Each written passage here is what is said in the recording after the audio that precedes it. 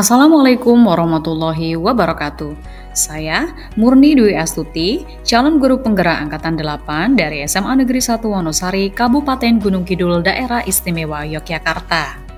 Berikut adalah kegiatan demonstrasi kontekstual modul 1.4 tentang budaya positif, dan dalam video ini terdapat contoh penerapan segitiga restitusi.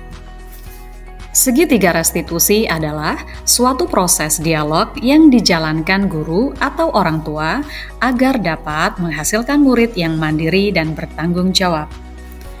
Terdapat 3 tahapan pada kegiatan segitiga restitusi. Yang pertama yaitu menstabilkan identitas, yang kedua validasi tindakan yang salah, dan yang terakhir yaitu menanyakan keyakinan.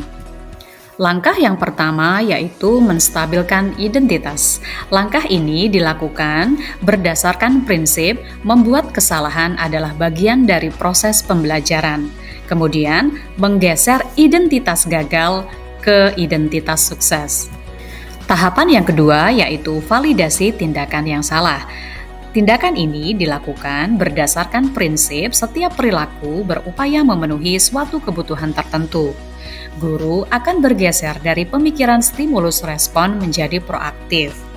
Kemudian, mengenali dan mengakui kebutuhan murid akan memperbaiki hubungan dengan murid. Tahapan terakhir yaitu menanyakan keyakinan. Tahapan ini dilakukan karena murid akan diberi pertanyaan-pertanyaan bermakna untuk memunculkan motivasi secara intrinsik. Kemudian, mampu mengaitkan keyakinannya dengan tindakan yang salah. Berikut ini adalah contoh kasus atau permasalahan yang diselesaikan dengan segitiga restitusi. Kasus pertama, Ditania, seorang siswi kelas 12, terlambat datang ke sekolah. Hal tersebut dikarenakan tidur terlalu larut lalu bangun kesiangan. Nita, tadi Ibu dengar dari tugas piket bahwa kamu terlambat datang ke sekolah. Apakah benar? Benar Bu, saya tadi terlambat datang ke sekolah. Oke, Bu Guru paham.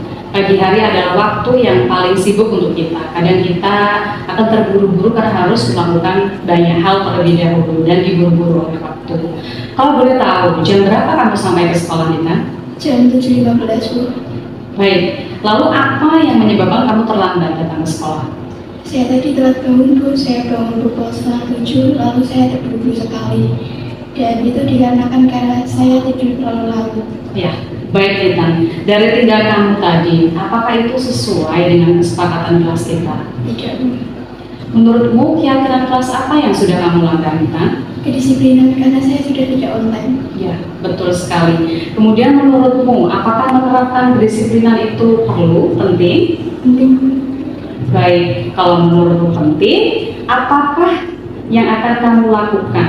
Apakah kamu bersedia untuk mengubah kebiasaanmu itu? Bersedia Bu. Jika kamu bersedia, kemudian bagaimana caranya? Apa yang akan kamu lakukan, Nita? Saya akan bangun lebih pagi dan malamnya saya akan masak alarm agar paginya tidak terlambat masuk sekolah. Oke, Nita, Bu beritahu untuk mengubah sebuah kebiasaan itu memang membutuhkan niat dan komitmen, memang harus butuh perjuangan. Semoga kamu bisa mengubah kebiasaanmu untuk tidur lebih awal dan tidak terlambat lagi. Gitu ya, semangat ya Nita. Terima kasih ya Bu. Sama-sama. Sekarang kamu bisa kembali ke kelas. Perkenalkan, saya Nitania Fiandanti dari kelas 12E. Saya berterima kasih kepada Bu Murni karena berkat metode penyelesaian masalah seperti diskusi tadi, saya merasa terbantu dan juga saya tidak merasa takut dan juga tertekan. Dan Bu Murni juga bantu saya dalam memahami serta menyelesaikan permasalahan yang sedang saya alami.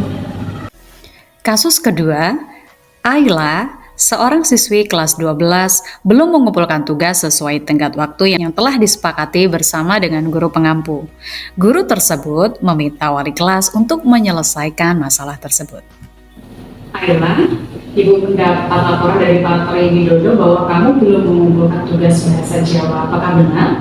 Ya Bu, saya belum mengerjakan tugas bahasa Jawa. Baiklah, apakah ada banyak tugas yang harus dikumpulkan pada waktu yang bersamaan? Ya Bu, ada banyak tugas yang harus dikumpulkan secara bersama, sehingga saya agak tertinggal. Oh gitu, ya. Bu Guru paham, menyelesaikan tugas memang butuh waktu yang tidak singkat. Apalagi saat banyak pekerjaan yang harus kamu kerjakan, kemudian itu juga pada saat waktu yang bersamaan.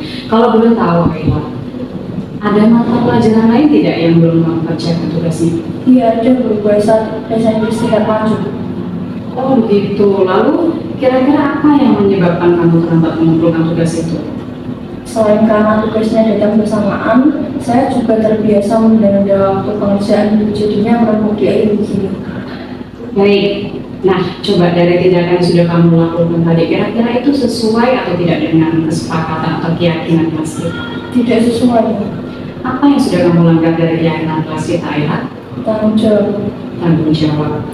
Penting atau tidak kiranya kita menerapkan rasa tanggung jawab pada diri kita? Ya, sangat penting. Sangat penting.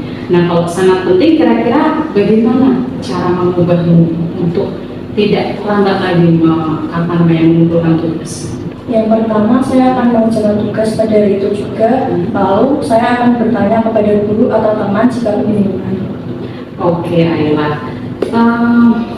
Coba nanti Miss Muri coba untuk mengingatkan kamu terus kamu jadi ingat dan mengerjakan tugasmu sesuai dengan waktu yang sudah ditentukan. Semangat ya, Bu Murni paham untuk mengubah kebiasaan itu memang tidak mudah, butuh waktu dan juga kemauan serta niat, begitu ya. Siap. Terima kasih Bu sudah mengingatkan saya. Sama-sama, silakan kembali ke kelas. Ayla, Ibu mendapat laporan dari Pak Tori. Perkenalkan, saya Suhelova dari kelas 12E. Sebelumnya saya ucapkan terima kasih banyak kepada Bu Murni karena dalam diskusi ini sudah membuat saya merasa nyaman dan percaya diri. Sangat membantu saya dalam menyelesaikan masalah tanpa menghakimi dan juga membuat saya merasa takut. Dan juga saya merasa bahwa seluruh murid seperti hanyalah saya akan merasa memiliki keinginan yang lebih banyak untuk memperbaiki diri ke depannya. Demikianlah contoh penerapan segitiga restitusi terhadap masalah yang terdapat di sekolah. Terima kasih. Salam guru penggerak. Tergerak, bergerak, menggerakkan.